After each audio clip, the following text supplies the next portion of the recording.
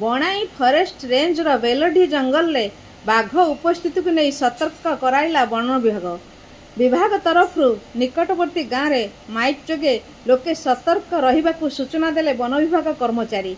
स्थानीय अंचल रे राति रे बाहर को न बाहरिबाकु लोकन को परामर्श दिया जायछि। गतकाली कदढ़ी ग्रामर पांडु किसान जंगलु काठ नहीं आसुथुवा बेले बाघ को देखिथिबा गाँव रे कहिबा परे गाँव रे आतंक खेली जायछि।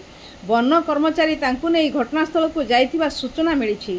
तेबे वन विभाग एने कौनसी सठिक सूचना देई नांती। जंगल में विभिन्न स्थान रे टैप कैमेरा लगा जाइछि।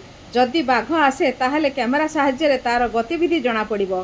किछि दिन पूर्वरु शोल अंचल रे देखा देइथिला महाबल बाघ गतिविधि उपरे मध्य वन विभाग पक्षरु नजर रखा जाइछि।